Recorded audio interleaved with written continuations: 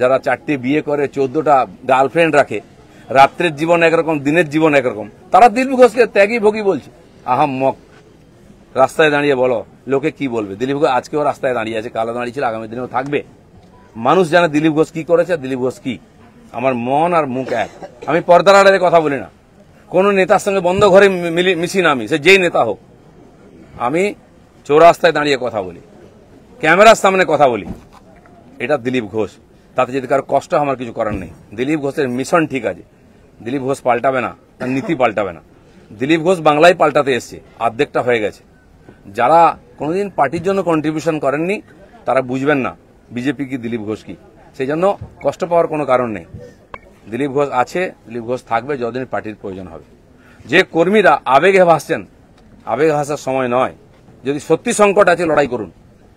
আর বিজেপির কর্মীদের উপর আক্রমণ, হিন্দুর উপর আক্রমণ ভারতবর্ষে প্রথমবার হয়েছে। আজ যারা বড় বড় কথা বলছেন তারা হিন্দুর জন্য কতটা লড়াই করেছেন, কি ত্যাগ করেছেন। 4 পয়সার ত্যাগ নেই, বিজেপিতে কামাতে এসছেন, কামানো কমে যাচ্ছে। আমি দোকান সাজিয়ে দিয়েছিলাম 77টা এমএলএ দিয়ে, 1 ডজন এমএলএ আজকে নাই কেন? এমপি কোথায় গেল? জেলা পরিষদ সমিতি প্রধান চলে যাচ্ছে কেন? জবাব কে দেবে? 21-এর পর থেকে বিজেপি নামছে। 19 সালে বিজেপি 41% ভোট পেয়েছিল এবং আজ অনেক নেতা আমাদের পার্টিতে তার বিরুদ্ধে লড়াই করে আমরা পার্টিকে বাড়িয়েছিলাম। অনেকে প্রশ্ন করছেন 41% ভোট আর 121টা বিধানসভায় আমরা লিড নিয়েছিলাম। 5 বছর পরে 24 সালের ইলেকশনে সেই ভোট 39% নেমেছে আর 91টা বিধানসভায় আমরা লিড পেয়েছি। পার্টি এগোচ্ছে না পিছোচ্ছে? আমরা হার জিততে ভুলে গেছি 21 সালের পরে। প্রশ্ন করুন, পাবলিক প্রশ্ন করছে। দিলীপ ঘোষের এটাই প্রশ্ন আছে। যারা আমাকে প্রশ্ন করছেন আমি তাদের দিকে প্রশ্ন করছি। আপনারা তো নীতি শেখাচ্ছেন, রাজনীতি শেখাচ্ছেন, হিন্দুত্ব শেখাচ্ছেন, কি দিয়েছেন সমাজকে? কেন পার্টি নেমে গেছে? 250 লোকের প্রাণের বিনিময়ে যে পার্টি দাঁড় করিয়েছিলাম সে পার্টি কোথায় আজকে? কেন হারছি আমরা? কেন লোকে ছিচিৎকার করছে? আর এই দালালরা যেদিন থেকে পার্টিতে এসছে বিজেপির গন্ধও চলে গেছে, বিজেপির স্বাদও চলে গেছে। লোক বিজেপির ভরসা করতে পারছে না। তাই ভরসা ফিরিয়ে আনার জন্য লড়াই করুন, নাটক করবেন না। রক্ত দিয়েছি আমরা, ঘাম দিয়েছি, তারপরে মানুষের বিশ্বাস জিতেছি, মানুষের আশীর্বাদ জিতেছি। দিলীপ ঘোষের তো লড়াই জারি আছে। আপনারা ঠিক করুন কে কোন পার্টি থেকে লড়াই করবেন। দিলীপ ঘোষ পার্টি পাল্টাতে আসেনি, পশ্চিমবাংলাকে পাল্টাতে এসেছে। দীঘায় জগন্নাথ মন্দির উদ্বোধন হয়েছে, আমরাও তার দর্শনের সুযোগ পেয়েছি। এই ঘটনাকে নিয়ে বহু রকম তর্ক বিতর্ক শুরু হয়ে গেছে। ভগবানকে তর্কের উপরেই রাখা উচিত, কিন্তু অভ্যাসবশত অনেকে বিতর্ক শুরু করেছেন। এবং মজার ব্যাপার, আমি কেন ভগবানের কাছে এসেছি তাতে অনেকের কষ্ট হয়েছে। আমি ছোটবেলা থেকে ভগবানের মন্দিরে যাই, আমি দেখি না কে মন্দির তৈরি করেছে, আমি ভগবানকেই দেখি। আর এটা আমরা জানি যে মন্দির যেই তৈরি করুক ভগবান সবার হয়। কালীঘাটের মন্দির তৈরি করেছে কেউ জানে না, বা তারকেশ্বরের মন্দির কে তৈরি করেছে আমরা জানি না, কিন্তু ভগবানকে দর্শন করতে যাই তখন ভুলে যাই। রাম মন্দির কে তৈরি করেছে সেটাও লোকে ভুলে যাবে, কিন্তু রামকে মনে রাখবে। আমি এসেছি। পশ্চিমবাংলায় সবকিছু তো রাজনীতি হয়, হয়েওছে, কিন্তু আমার খুব মজা লাগছে। আমার পার্টির কিছু লোক খুব কষ্ট পেয়েছে, যে পার্টির কর্মীরা কষ্ট পেয়েছেন, হতাশায় ভুগছেন, কেউ কেউ ভাবছে সুসাইড করবে কিনা। আমি বলছি বিজেপি করতে গেলে হতাশায় ভুগবেন না, চোখের জল ফেলবেন না, কারণ আমরা পার্টি দাঁড় করিয়েছি রক্ত দিয়ে আর ঘাম দিয়ে। যেন বিজেপির কর্মীরা পেছনে তাকায় না, ভয় পায় না, সন্দেহ করে না।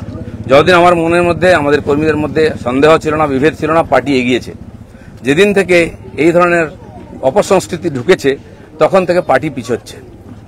দিলীপ ঘোষ 42 বছর ধরে ঘরবাড়ি ছেড়ে সমাজের কাজ করছে, 10 বছর রাজনীতি করছে। দিলীপ ঘোষের দিকে আঙুল তোলার হিম্মত কারণে, না পক্ষে না বিপক্ষে, যে কোনো ধরনের আমি চ্যালেঞ্জ করছি। যাদেরকে আমি নিয়ে এসে নেতা বানিয়েছি, যারা বিজেপি দেশে করে খাচ্ছে, তাদেরই বেশি পেট ব্যথা হচ্ছে। যাদেরকে আমি নিয়ে এসে নেতা করেছি তারা খুব চিন্তিত ভবিষ্যৎ নিয়ে। পার্টির উপরে ভরসা রাখুন, চিন্তা করার কোনো দরকার নেই। আর দিলীপ ঘোষ পার্টি ছাড়বে কিনা, কোথায় যাবে, অনেকে দুশ্চিন্তাগ্রস্ত, অনেকে আনন্দিত। দুশ্চিন্তা করার দরকার নেই, আনন্দিত হওয়ার দরকার নেই। দিলীপ ঘোষ দরকার হলে রাজনীতি ছাড়বে, কিন্তু পার্টি ছাড়বে না, বিজেপি ছাড়বে না, এটা পরিষ্কার বলে দিচ্ছি। কিছু লোক হয়তো চাইছেন আমি পার্টি ছাড়লে জায়গাটা খালি হবে, সুবিধা হবে। সেটা হওয়ার চান্স নেই, কারণ আমাদের কাছে মিশন। পশ্চিমবাংলায় যতদিন না রাজনৈতিক পরিবর্তন হচ্ছে লড়াই চলবে। আর যে আমার লক্ষ লক্ষ সাথী 10 বছর ধরে আমার সঙ্গে লড়াই করেছেন, রক্ত দিয়েছেন, ঘাম দিয়েছেন, প্রাণ দিয়েছেন, পরিবারকে রাস্তায় বসিয়ে দিয়েছেন, সেটাই আমাদের কাছে প্রেরণা। কেউ বলছে 57 জন শহীদ হয়েছে, তারা ভাবছেন যে 21 সালে বোধহয় বিজেপি তৈরি হয়েছে। তা হয়নি। 257 জন শহীদ হয়েছে, রাজনৈতিক শহীদ। সেই শহীদ ভুলিনি, কারণ আমার সময় তারা প্রাণ দিয়েছেন। তার ফলে 77 সিট জিতেছিলাম। আজকে 1 ডজন এমএলএ আমাদের ছেড়ে চলে গেছে, এমপি চলে যাচ্ছে, পঞ্চায়েত, জেলা পরিষদ সমিতি চলে যাচ্ছে। কিন্তু আমি বলছি আমাদের বিচারধারা, আমাদের রাস্তা ঠিক আছে, ঘাবড়াবেন না, ভয় পাবেন না। বিজেপি ভয় পায় না বলে ভারতবর্ষে পরিবর্তন করতে পেরেছে। আমরা সেই পার্টির সংস্কৃতি মানি যে পার্টির প্রধানমন্ত্রী অটল বিহারী বাজপেয়ী কালীঘাটে গিয়ে মমতা ব্যানার্জির মায়ের পায়ে হাত দিয়ে প্রণাম করেছিলেন। আমরা সেই সংস্কৃতির লোক। মমতা ব্যানার্জি তখন আমাদের সঙ্গে ছিলেন আর অন্যদিকে চলে গেছেন, শত্রু হয়ে গেছেন, এটা আমি মনে করি না। রাজনীতি আমার কোনো শত্রু নাই, আমি সবাইকে মিত্র করার চেষ্টা করি, আর মিত্র করেছে বলে ভারতীয় জনতা পার্টি এত বড় হয়েছে। অন্য পার্টির বহু নেতা এসে পার্টির নেতৃত্ব করছেন। তো সেই জন্য আমরা সেই সংস্কৃতির লোক, সেই পার্টির কর্মী যে পার্টির প্রধানমন্ত্রী অটল বিহারী বাজপেয়ী শান্তির বার্তা নিয়ে বাসে চড়ে লাহোরে গেছিলেন, শত্রুর দেশে গেছিলেন, ঘোষিত শত্রু পাকিস্তান, প্রধানমন্ত্রীর সঙ্গে আলাপ করেছিলেন। ফিরে আসার পরে পাকিস্তান আক্রমণ করেছিল, কার্গিল যুদ্ধ হয়েছিল, অটল বিহারীর হাত কাঁপেনি, মিরাজ পাঠিয়ে দিয়ে, সেনা পাঠিয়ে দিয়ে সমস্ত বাংকার গুঁড়িয়ে দিয়েছিলেন। আমরা সেই সংস্কৃতি, এটা ভারতের সংস্কৃতি, এটা বিজেপি সংস্কৃতি। আমার প্রধানমন্ত্রী নরেন্দ্র মোদী তিনি নওয়াজ শরীফের বাড়িতে বিয়েতে নেমন্ত্রণ রক্ষা করতে গেছিলেন, কোনো প্রোটোকল মানেননি, আশীর্বাদ করেছিলেন মেয়েকে। কিন্তু তারপরে পাঠানকোট হয়েছিল, পুলওয়ামা হয়েছিল, কিন্তু নরেন্দ্র মোদী সার্জিক্যাল স্ট্রাইক করতে, এয়ার স্ট্রাইক করতে পিছিয়ে যাননি, কারণ এটাই বিজেপি, এটাই ভারতীয় সংস্কৃতি। সেজন্য আমরা যেন আমাদের পরিচিতি না ভুলে যাই।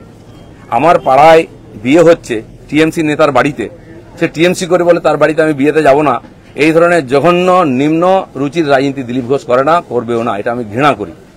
আমার বাড়ির জামাই যদি অন্য পার্টি করে, সেই মেয়ের বাড়ি আমি যাব না, এই রাজনীতি দিলীপ ঘোষ করে না, করবে না। যারা করতে চাইছে এটাকে, বিজেপিকে এই অপসংস্কৃতি আনতে চাইছে, তারা বিজেপি জানে না, তারা দিলীপ ঘোষকে চেনে না, এর পিছনে কত ত্যাগ তপস্যা আছে জানে না। যারা 21 সালে এসছে, 20 সালে বিজেপিতে এসছে না, তারা বিজেপি বুঝতে পারবে না। কেউ কেউ আরএসএস দেখাচ্ছে, কেউ কেউ হিন্দুত্ব বোঝাচ্ছে। দিলীপ ঘোষকে হিন্দুত্ব বোঝাবেন না। আমার কাটলে গায়ে হিন্দুর রক্ত বেরোবে, বিজেপির রক্ত বেরোবে। বাকিদের গায়ে কি রক্ত আছে আমি জানি না, কারণ বহু জায়গায় ঘুরে এসছেন তারা। কে বড় বড় কথা কারা বলছে? যারা মমতা ব্যানার্জি আঁচলের তলায় থেকে নেতা হয়েছে।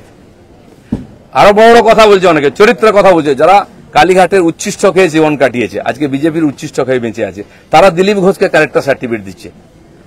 যারা 4টে বিয়ে করে, 14টা গার্লফ্রেন্ড রাখে, রাত্রের জীবন একরকম, দিনের জীবন একরকম, তারা দিলীপ ঘোষকে ত্যাগী ভোগী বলছে। আহাম্মক। রাস্তায় দাঁড়িয়ে বলো লোকে কি বলবে। দিলীপ ঘোষ আজকেও রাস্তায় দাঁড়িয়ে আছে, কালো দাঁড়িয়েছিল, আগামী দিনেও থাকবে। মানুষ জানে দিলীপ ঘোষ কি করেছে, দিলীপ ঘোষ কি। আমার মন আর মুখ এক। আমি পর্দার আড়ালে কথা বলি না, কোন নেতার সঙ্গে বন্ধ ঘরে মিশি না, আমি সে যেই নেতা হোক। আমি চৌরাস্তায় দাঁড়িয়ে কথা বলি, ক্যামেরার সামনে কথা বলি। এটা দিলীপ ঘোষ। তাতে যদি কারো কষ্ট আমার কিছু করার নেই। দিলীপ ঘোষের মিশন ঠিক আছে, দিলীপ ঘোষ পাল্টাবে না, তার নীতি পাল্টাবে না। দিলীপ ঘোষ বাংলায় পাল্টাতে এসছে, অর্ধেকটা হয়ে গেছে। যারা কোনোদিন পার্টির জন্য কন্ট্রিবিউশন করেননি তারা বুঝবেন না বিজেপি কি, দিলীপ ঘোষ কি।